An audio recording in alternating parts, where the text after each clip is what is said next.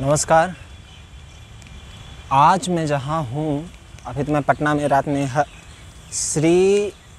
तख्त श्री हर मंदिर पटना साहिब में मैं ठहरा था। उसको बाद में बताएंगे।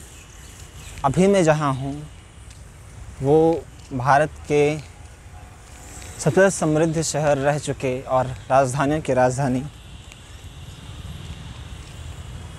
पटना में हूँ। और पटना में जिस जगह हूँ उसका नाम है कुम्हरार पार्क।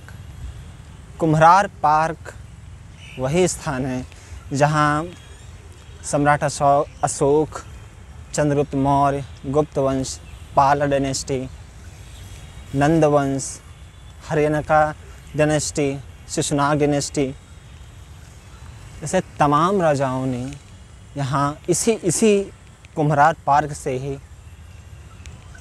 पूरे भारत को कंट्रोल किया। मुझे अजीब सा महसूस हो रहा है कि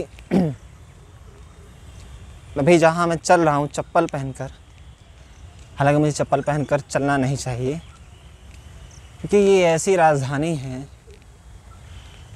जो राजधानियों में भी राजधानी है। मेगास्थनीज जब यहाँ आए तो उन्होंने बहुत ही करोड़ों खरबों की बात की कि ना सूसा ना रोम। सूसा उस समय पर्शिया की राजधानी थी, पर्शिया जो कि आज का ईरान है। तो सूसा को उस टाइम सबसे समृद्ध शहर माना जाता था। तो जब वो पटना में आए मेगास्थनीज, उन्होंने कहा ना सूसा ना रोम, जो समृद्धि जो वैभव चंद्रगुप्त मौर्य के दरबार की है, उनके शहर पटना की है, वो दुनिया भर में कहीं नहीं है। ये मेगास्थनीज की लाइन इंडिका से ली गई है। अब सोचिए, लेकिन यहाँ कुम्हरार में आने के बाद एक दुख भी होता है। क्यों? क्या आप ये देखिए कि ये रहा पूरा कुम्हरार पार्क और ये बहुत छोटा रह चुका है। बहुत छोटा है ये पार्क, लगभग 100-200 मीटर 200 मीटर लगभग चौड़ान होगी और उतनी ही लंबान होगी, 300 मीटर लंबान होगी। हाँ, नहीं। तो अच्छा, वो डिनाई कर रहे थे कि कपल्स का मत खींचिए क्योंकि एक इतनी बेहूदी परंपरा यहाँ की है कि इतने ऐतिहासिक शहर में लोग कपल्स बनकर आते हैं इस पार्क में। खैर, तो इसकी सन 91-92-75 में इसकी खुदाई हुई थी L.A. वॉडल के अनुसार। और L.A. वॉडल की बहुत अच्छी किताब पाटलिपुत्र करके किताब है, ancient capital of India Pataliputra, ऐसे करके मुझे भी ख्याल नहीं आ रहा। हालांकि मैंने उनकी पढ़ी है वो किताब पाटलिपुत्र, बहुत खूबसूरत किताब है। और कुम्हरार की ये पहली खुदाई उन्होंने ही कराई थी। बुलंदी बाग एक जगह है, उसकी खुदाई, ये कुम्हरार की खुदाई उन्होंने ही कराई थी। उसके बाद तो खुदाई उसकी होना शुरू हो गया और बहुत छोटा सा ये पार्क है। हालांकि एक्चुअल में जब ये राजप्रसाद रहा होगा सम्राट अशोक का और चंद्रगुप्त मौर्य का, तो ये और भी ज़्यादा वास्ट रहा होगा और ज़्यादा बड़ा रहा होगा, क्योंकि यही वो जगह है जहाँ से आज भी, जितना बड़ा भारत नहीं है, उस टाइम सम्राट अशोक के टाइम का जो भारत था वो आज के टाइम से, आज के जितना वो भारत है वो 1.5 गुना ज़्यादा था। यहाँ तक कि आप ये सोचिए ना कि जो ईरान का कुछ हिस्सा, अफ़गानिस्तान, पाकिस्तान से लेकर पूरा भारत, बांग्लादेश, म्यांमार का कुछ हिस्सा, वो सब भारत में आता था। और वो भारत में आने के बाद कंट्रोल कहाँ से होता था? वो यही जगह है कुम्हरार। ये आरोग्य विहार है और ये देखिए आप, यह 4वीं-5वीं शती ईस्वी में निर्मित, जैसा कि इस पर लिखा गया है कि जिस पर गुप्तकालीन ब्राह्मी लिपि में श्री आरोग्य विहारे भिक्षु संघर्ष से लिखा हुआ है। तो इसका अर्थ ये है कि गुप्तकालीन ये आरोग्य विहार है जो भिक्षुओं का आरोग्य विहार रहा होगा, जिसकी मुखिया थे धन्वंतरी। और एक मज़े की मैं बात बताऊं, अगर आपने ठीक से हिस्ट्री पढ़ी होगी, हालांकि पढ़ी होगी, तो आपको पता होगा कि एक बौद्ध संगति पटना में हुई थी। और पटना में कहाँ हुई थी? वो कुम्हरार पार्क में हुई थी। उसके लिए सम्राट अशोक ने 80 पिलर हॉल बनवाया था। 80 पिलर हॉल मतलब 80 खंभों का बहुत ही बड़ा हॉल बनवाया था, और वो यहीं कुम्हरार पार्क में था। वहीं बौद्ध संगत हुई थी, और यहीं चंद्रगुप्त मौर्य का और राजप्रसाद रहा होगा, जिसके बारे में मेगास्थनीज ने कहा, ना सूसा ना रोम, चंद्रगुप्त के वैभव के आगे उस समय बड़े से बड़े राज्यों की, साम्राज्यों की राजधानियाँ फेल थी। लेकिन आज शर्म की बात है कि लोगों ने कब्जा कर रखा है, और ये बाउंड्री है और उस पार घर है। मतलब किसी अगर रोम के बारे में मेगास्थनीज ने लिखा, आज रोम कितना खूबसूरत शहर है इटली में। वो रोमन साम्राज्य का गढ़ था, वो रोमन साम्राज्य का कैपिटल था, और कितना खूबसूरत बना हुआ। लेकिन आज भारत में सबसे विकसित और सबसे समृद्ध राजधानी जो कभी थी, उसका आज एकदम हाल बहुत बुरा है, बहुत बेकार है। तो मैं ये बता रहा था कि जैसे इंडिका मैंने पढ़ी है, तो उसमें ये बताया गया था कि जो चंद्रगुप्त मौर्य का जो राजप्रसाद था, उनके जो खंभे थे महल के, उसके ऊपर सोने की बेलें बनी हुई थी, उस पर सफ़ेद चांदी के बगुले बने थे, जिनकी आँखों में नग लगा हुआ था, हीरे लगे हुए थे। ये मैं खुद से नहीं जोड़ रहा हूँ, ये बाकायदा इंडिका में लिखा हुआ है। आप किसी भी ट्रांसलेटर की किताब जब पढ़ेंगे तब आपको पता चलेगा। ये मतलब बहुत ही मुझे गूज़ बम्स आ गए यहाँ पर आने के बाद कि मैं उस जगह चल रहा हूँ। और मैं पटना इसीलिए आया था। मेरा बिहार घूमने में और पटना घूमने का मकसद ही यही था कि मैं कहीं जाऊँ ना जाऊँ, लेकिन मैं कुम्हरार पार्क ज़रूर जाऊँगा, चाहे मुझे वैशाली ना जाना पड़े, वो चलेगा। कुम्हरार में आ गया, मेरा जीवन तर गया यार।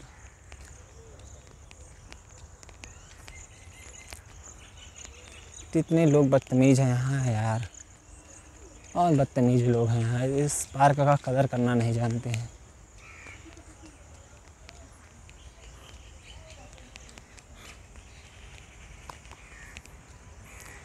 बिहार सरकार को यहाँ बैन कर देना चाहिए कि कपल्स यहाँ आए ही ना, इतने ऐतिहासिक भूमि पर जहाँ स्वयं बुद्ध आए हों। और बुद्ध की बात मैं इसलिए कर रहा हूँ क्योंकि पाली ग्रंथों में जिक्र मिलता है कि यहाँ जो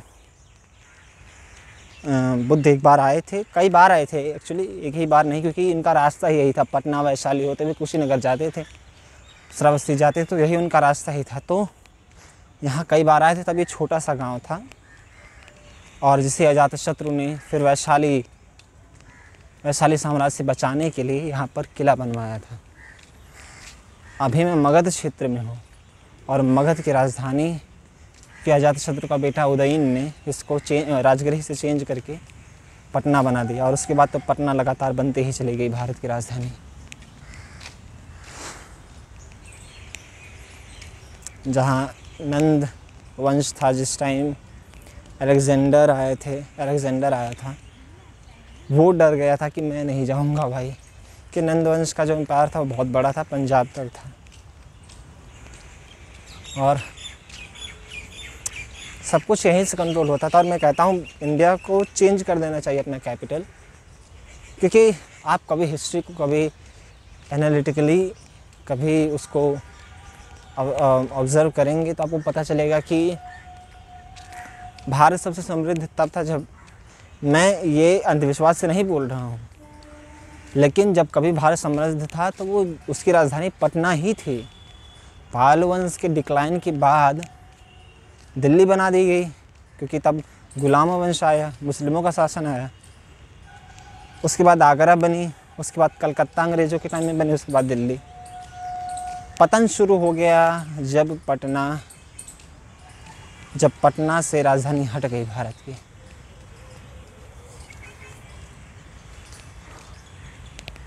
बहुत बड़ा पार्क तो नहीं है, लेकिन मुझे एक चीज़ की तलाश है, वो है 80 पिलर हॉल। हालांकि उसके खंभे तो नहीं हैं अभी, टूट गए, लेकिन उसके अवशेष जड़ पाए गए थे 80 पिलर हॉल की। और कभी मैं जीवन में उस लायक हुआ तो मैं ज़रूर 80 पिलर हॉल फिर से बनवाऊँगा, क्योंकि मैंने उसकी एक संकल्पना की थी तो मुझे बड़ा खूबसूरत लगा था कि कैसा लगता रहा होगा 80 पिलर हॉल।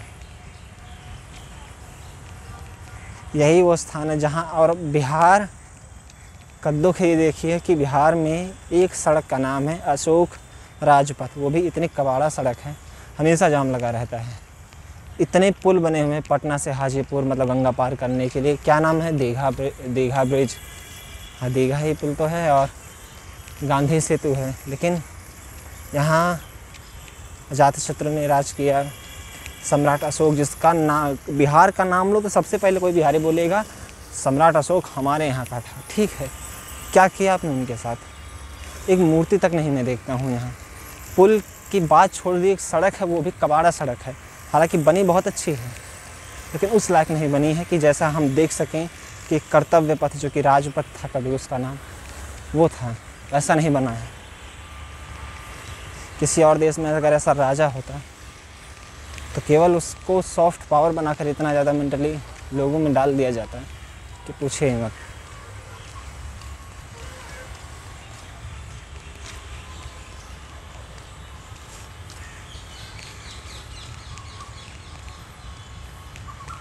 यहाँ सब कपल्स ही आते हैं यार, ये क्या रोग है मुझे पता नहीं, पर यहाँ सारे कपल्स ही आते हैं। नहीं आना चाहिए, सरकार को बैन करो कि जहाँ कोई पाया जाए उसको पकड़ के पीटो। हालांकि मैं हिंसा के उसमें नहीं, पर फाइन तो लगा ही सकते हैं। It should be banned here यार।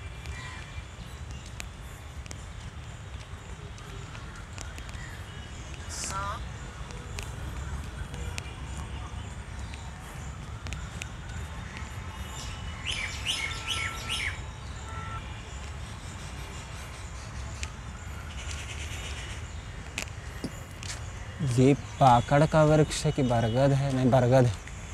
इतना बड़ा बरगद का वृक्ष। और वो देखिए यार, बगल में इसके नाला गिरता है भाई। ये हाल है इस राजधानी का, ये हाल है कि बगल में इसके नाला गिरता है। मैं क्या कहूँगा, ये अजीब चीज़ देखने को मिली है। आप देख रहे हैं, एक मिनट, ये मिट्टी है, उसके नीचे बालू कैसे है यार? देखिए,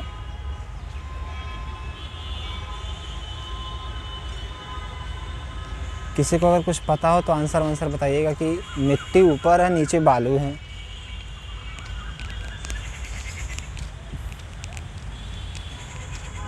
मॉडर्न पिलर्ड हॉल, अच्छा ये शायद ओह तो यही 80 पिलर हॉल है। ये देखिए यार, वो शायद जो आपको दिख रहा है वो अशोकन पिलर रहा होगा। एक को छोड़कर बचा नहीं है, एक वहाँ लेटा हुआ है, अभी मैं उसको दिखाऊंगा। लगता है यही 80 पिलर हॉल रहा होगा जहाँ बौद्ध संगति हुई थी। धन्य है यार। इसके बारे में पढ़ते हैं, लिखा है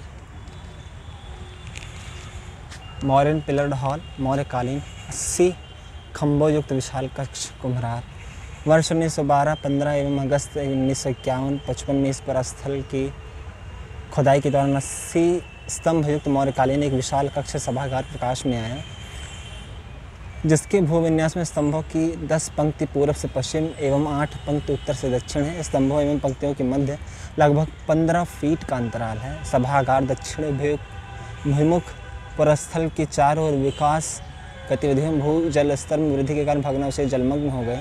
फलस्वरूप स्तंभों का पूर्वावशेष के अस्तित्व पर खतरा उत्पन्न हो गया। तत्पश्चात पूर्वावशेषों की संरक्षा एवं उत्तरजीविता को दृष्टिगत रखते हुए उच्च स्तरीय विशेषज्ञ समिति की अनुशंसा पर सन 2005 में उक्त स्थल की मिट्टी एवं बालू से भर दिया गया। ओह अच्छा, तो ये पहले ऐसे दिखता था, पहले ये ऐसे दिखता था। देखिए 80 खंभे 15 फीट का, और ये देखिए यार, इसका मैं फ़ोटो खींचूँगा।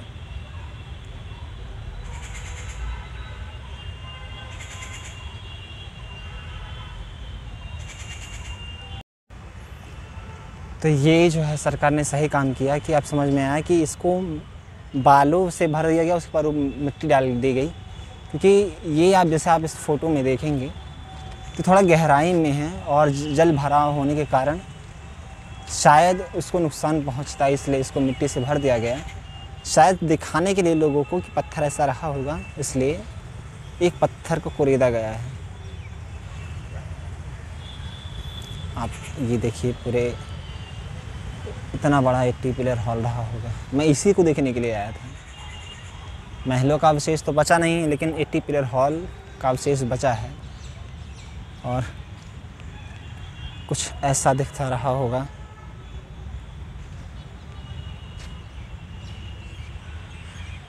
ये कैनल है, इसके बीच से मैंने एक फ़ोटो भेजा हुआ, क्योंकि यहाँ एक गैलरी है। यहाँ गैलरी है, उस गैलरी में उसका स्ट्रक्चर बनाया गया है कि कैसा दिखता रहा होगा। तो मैं बीच में एक पोस्ट कर दूँगा, या तो इंस्टाग्राम पे या फिर हाँ इंस्टाग्राम पे ही कर दूँगा, या फिर बीच में वीडियो में डाल दूँगा, तो देख लीजिएगा आप लोग कि ऐसा दिखता रहा होगा। और ये अशोक स्तंभ है।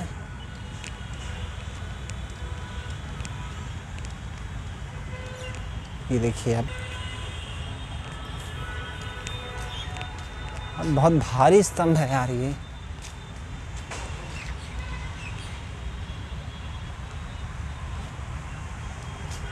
बहुत भारी स्तंभ है ये।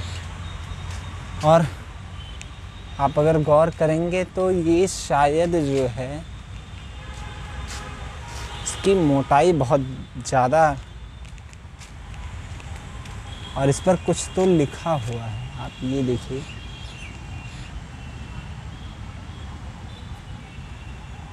ऊपर की साइड नहीं हो सकता, क्योंकि हम जैसे जैसे आगे बढ़ रहे हैं तो ये पतला होता जा रहा है। शायद ये एक पिलर इतना मोटा रहा होगा। अजब सी बात है, इतना मोटा पिलर रहा होगा, 15 फीट की गैप रहा होगा, तो 150 फीट तो ऐसे ही हो गया। 10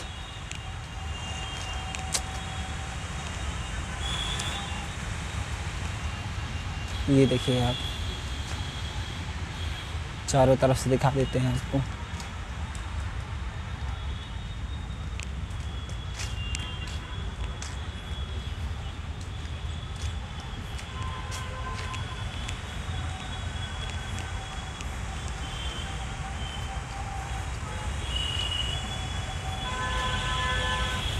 ये भग्नावशेष हैं एक महान बिल्डिंग का, मतलब क्या कहा जाए।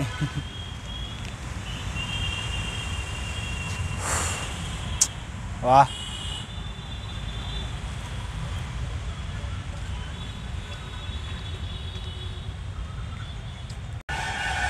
यहाँ कुम्हार पार्क में यार बहुत ही कपल्स आए हुए हैं यार। नहीं आना चाहिए, इनको इज्जत करना चाहिए इस ऐतिहासिक पुरातात्विक स्थल का। जहाँ देखिए वहाँ कपल, हद है यार। इसको और सजाने की आवश्यकता है। आप लोग बोलेंगे कि मैं हमेशा नेगेटिव ही बोलता हूँ जहाँ जाता हूँ। सच में ज़रूरत है यार। अगर हम नेगेटिव बोलेंगे नहीं तो पॉजिटिव कुछ होगा नहीं। अगर हम नेगेटिव कुछ सोच कर नहीं चलें तो हम आने वाले परिणाम क्या होंगे वो हम नहीं जान सकते हैं। नेगेटिविटी कहीं ना कहीं तैयारी लेकर आती है पॉजिटिव की ओर ले जाने की। तो मैं हमेशा ये कंप्लेन करता हूँ कि क्योंकि हम सच में यार भारत में कई सारे स्थल हैं जिनको उस तरीके से संजोया नहीं गया जिस तरीके से वो डिज़र्व करते हैं।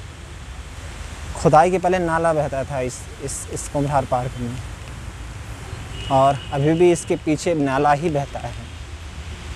बड़ी शर्म की बात है ये, और किसी भी देश की राजधानी में ऐसा नहीं होता है। मैं कहता हूँ जितना दिल्ली को सजा के रखे हैं, और दिल्ली भी पूरी सजी नहीं है, जो लुटियंस दिल्ली है वही सजी हुई है। जितना उसको सजाए हैं उतना ही आप इसको भी अगर पैसा लगाकर सजा दें, उसका 10वां हिस्सा भी लगाकर सजा दें तो कुम्हार पार्क कुम्हार लगने लगेगा। आप स्ट्रक्चर दिखाने के लिए, खाली टूरिस्टों को अट्रैक्ट करने के लिए 80 पिलर हॉल इवन बुद्धिस्टों जो बुद्धिस्ट पर्यटक आते हैं उनको अट्रैक्ट करने के लिए आप एक बना दें अगर 80 पिलर हॉल खुद से, तो कितना बढ़िया रहेगा। लोगों को आइडिया लगेगा कि हाँ ऐसा था, कुछ ऐसा था। लेकिन नहीं, एक अजीब चीज़ है, मेरे अलावा और एक यहाँ सिंगल बैठा हुआ है, बाकी सब यहाँ कपल्स के साथ सब। अब है यार, चलिए फिर अब देखते हैं।